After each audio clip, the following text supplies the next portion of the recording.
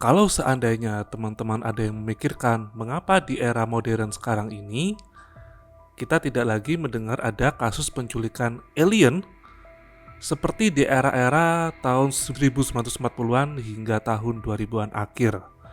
Mengapa kok sekarang kita jarang mendengar ada orang diculik oleh alien, entah di dalam rumahnya, entah saat dia berkendara dengan kendaraannya ke sebuah tujuan, atau ketika dia berjalan sendirian ke sebuah tempat, bahkan ketika seseorang melakukan hiking di hutan, tidak pernah lagi kedengaran cerita tentang orang diculik oleh alien maupun UFO. Berbeda seperti di era tahun 70-an, di mana ada seorang penebang kayu bernama Travis Walton yang kemudian dia diculik oleh UFO selama 5 hari. Tapi kemana berita itu sekarang? Kabar-kabar yang dulu sempat membuat orang panik, sekarang kenapa tidak beredar lagi? Saya Muhammad Risa Wardana dari channel Close and Contact. Menanggapi hal tersebut, sebagian pemerhati UFO atau mungkin bahkan pengamat dan peneliti UFO berkeyakinan bahwa sekarang UFO tidak lagi membutuhkan jasmani kita untuk diambil dan diteliti oleh mereka. Lalu apa yang mereka butuhkan?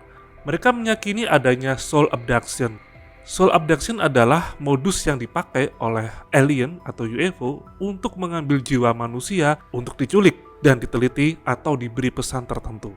Nah, karena yang diambil adalah roh atau spirit atau mungkin soul mereka ya, maka alien tidak perlu lagi menunjukkan diri ke hadapan mereka secara tatap muka di sebuah jalan, atau mungkin di dalam kendaraan, atau mungkin di tengah hutan, atau mungkin dimanapun berada. Alien sudah tidak perlu lagi menunjukkan cara yang demikian kepada abdukti atau orang yang diculik oleh alien dalam sebuah peristiwa alien abduction. Soul abduction ini rupanya sering terjadi di era setelah tahun 90-an atau mungkin sebelum itu ya kira-kira mungkin tahun 70-an 80-an lah ya. Ada sebuah kasus dari luar negeri yang sangat menarik, yaitu kasus seorang yang bernama Betty Andreasson, yang mana ia mengaku diculik beberapa kali oleh alien.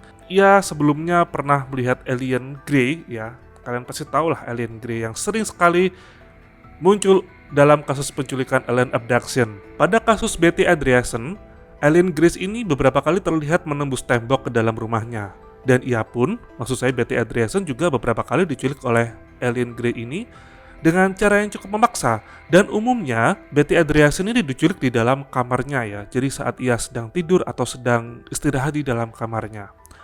Nah, soul abduction ini juga ditengarai lebih mudah beroperasi ketika seseorang itu ada di dalam kamar, entah pada saat ia lelah atau pada saat ia sedang tidak ada kawan siapapun yang ada di dalam kamarnya.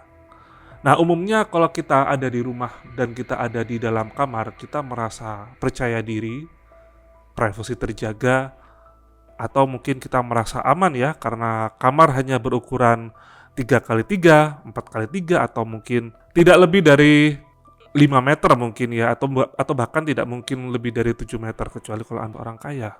Di Indonesia ada sebuah kasus abduction yang saya anggap merupakan kasus soul abduction. Dan kasus ini menimpa seorang yang bernama Gatotri, yang pada tahun 2000-an dia pernah mengalami peristiwa yang sangat aneh, di mana pada saat ia pulang dari sebuah tempat di malam hari, kemudian dia masuk ke dalam kamarnya dan dia duduk, lalu kemudian dia berbaring, enggak sampai tidur, tiba-tiba saja Gatotri ini merasa tubuhnya disedot ke atas dan ia sudah berada di sebuah ruangan yang aneh. Ruangan ini ya memiliki dinding yang berbentuk melingkar, dan di salah satu ruangan yang Gatot ingat, ia melihat ada sebuah jendela, dan di jendela itu terlihat dari luar adalah bumi, planet bumi yang ia kenal. Namun tidak seluruh planet bumi ya yang terlihat ya, hanya sekitar seperempat atau setengahnya saja. Tidak seluruh planet bumi yang dia lihat. Nah, karena Gatot tidak mengerti apa yang terjadi dengan dirinya, ternyata tak lama kemudian ada seorang alien yang datang menghampiri Gatot di sebuah ruangan. Alien ini memakai semacam penutup wajah atau visor, dan juga ia memakai sebuah topi yang panjang ya, atau mungkin hiasan kepala ya yang panjang. Dan alien ini tubuhnya kecil dan dengan gerakan yang aneh seperti ini ya, kalau seperti gerakan seperti ini kalau Gatotri menceritakan pada saya. Dan tentu saja orang mana yang nggak takut melihat makhluk yang belum pernah ia lihat dan cenderung mirip alien, ya tentu saja orang pasti takut ya.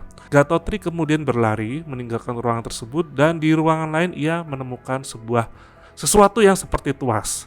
Dengan instingnya, Gatotri kemudian menurunkan tuas tersebut atau malah mungkin menariknya ke atas sehingga permukaan lantai tempat Gatotri berada itu tiba-tiba terbuka dan Gatotri terjun ke bawah. Gatotri kemudian merasa ia diterjunkan ke bawah dengan kecepatan yang luar biasa. Dalam pengakuannya, ia berkata pada saya bahwa ia bahkan melihat cahaya-cahaya bergerak menjadi lurus ya, seperti cahaya bintang-bintang, hal yang akan kita alami kalau kita sedang bergerak cepat atau sesuatu bergerak cepat terhadap kita.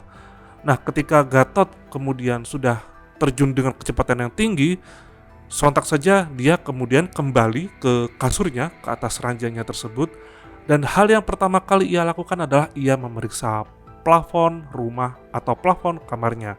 Bisakah Anda bayangkan, ternyata plafon rumahnya tidak mengalami kerusakan apapun. Harusnya kalau seseorang diangkat ke atas atau bahkan diterjunkan kembali ke tempat ia semula, setidaknya ya plafonnya itu rusak, kemudian kuda-kudanya atapnya mungkin rusak, atau bahkan ia mengalami cedera lah ya, karena kepalanya terbentur plafon, genteng, kemudian kayu. Tapi hal itu ternyata tidak terjadi. Lalu apa yang terjadi? Pada wawancara yang saya lakukan kepada Gatotri, dia bersikeras bahwa saat itu atau pada malam itu dia tidak sedang tertidur, tetapi hanya duduk kemudian berbaring saja. Tidak sampai tertidur, tidak sampai ia memejamkan mata kemudian bermimpi, hanya duduk dan merebahkan tubuhnya itu saja. Dan yang terjadi dia malah ditarik ke atas. Soul abduction ini barangkali menjadi jawaban mengapa di kasus penculikan alien yang di era modern ini, orang lebih cenderung ia bermimpi melihat makhluk aneh, seperti makhluk yang tidak pernah ia temui sebelumnya, atau bahkan ia merasa ada di sebuah meja operasi ya, ketika ia sedang tertidur, atau mungkin di ingatan dia yang terakhir adalah harusnya aku sedang ada di kamarku, terus ini di mana? Kemudian siapa makhluk-makhluk ini? Barangkali saat itulah terjadi apa yang disebut dengan soul abduction. Di tahun 1940-an hingga mungkin 2000-an ya, bila ada kasus penculikan UFO atau mungkin penampakan alien, biasanya dengan mudah, ya nggak harus mudah ya, biasanya seringkali ditemukan tanda-tanda seperti tanah yang dipijak, ya dipijak oleh penyangga dari UFO yang membawa alien tersebut. Namun di era sekarang, kita bahkan tidak menemukan hal seperti itu lagi. Di era sekarang juga CCTV juga semakin maju, harusnya apapun bisa tertangkap ya. Wajah preman atau wajah maling aja kelihatan ya. Harusnya wajah alien juga kelihatan dong kalau dia masuk ke rumah kita lalu menculik kita. Tapi hal itu tidak terjadi. Nah, saya menduga bahwa soul abduction adalah sebuah cara yang dianggap alien sangat efektif ketimbang harus mengambil manusia serta tubuhnya. Jadi hanya perlu jiwa saja untuk disampaikan pesan-pesan oleh alien, atau untuk diperiksa, atau entah apapun itu tujuan alien menculik manusia. Bagaimana menurut kalian? Apakah soul abduction itu mungkin terjadi? Saya Muhammad Reza Wardana dari Close and Contact.